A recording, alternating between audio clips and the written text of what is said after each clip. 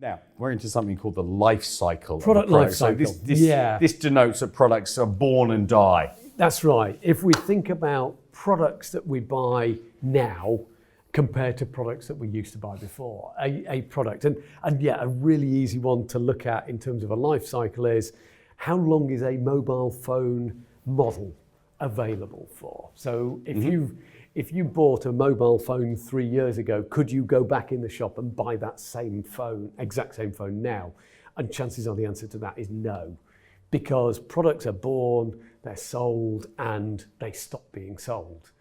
But actually the product life cycle concept recognizes that something is of its time, and it takes a little bit of time for people to start buying that product. And it reaches it. Now, some products, we've talked about Coca-Cola. How long has Coca-Cola been around, and what is its product life cycle? I don't know the answer to that because it's not reached the end of it by any means. Okay, well, let's move and look at the diagram. Yeah. Here we go. Now here or graphical representation. A classical product life cycle curve as shown. Now this one actually includes a stage that isn't always, or a couple of stages that aren't always there, but it's useful to see it in its entirety.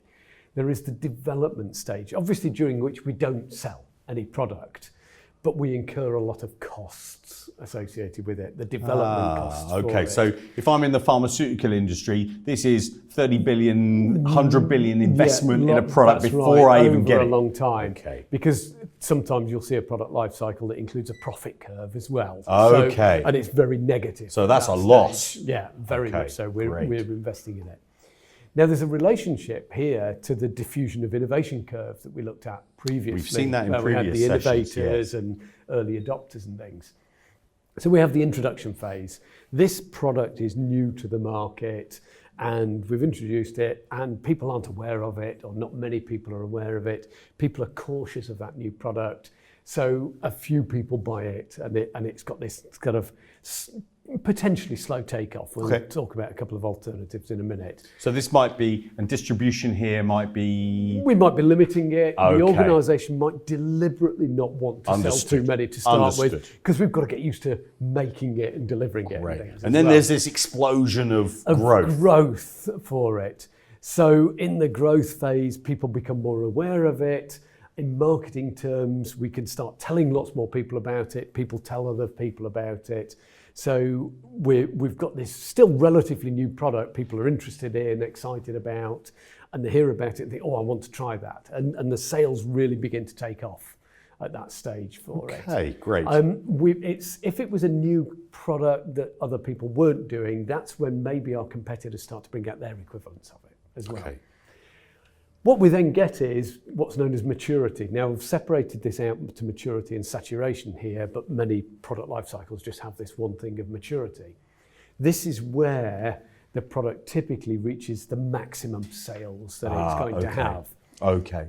And so it's selling at good rates. We're in a competitive environment at this stage, probably.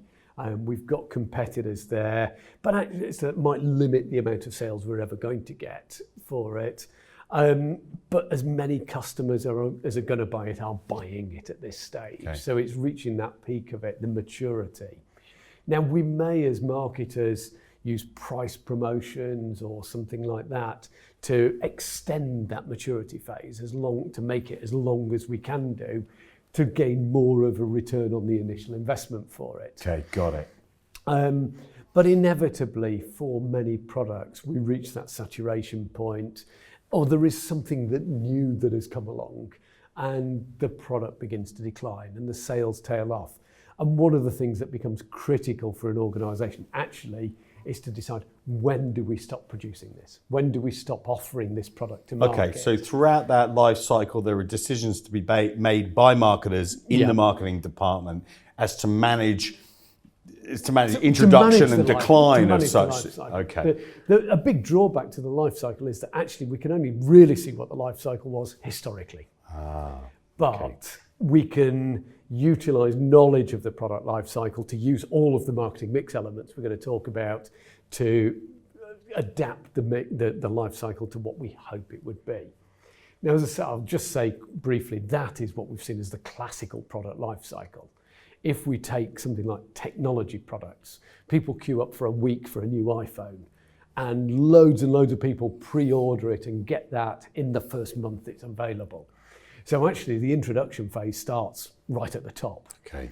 And we'll actually see for some products that you have a slightly different curve, and that we don't have growth, we actually have slump. So it starts off high and it slumps down, and then maturity is a lower level than the introduction sales because people want the newest thing for it.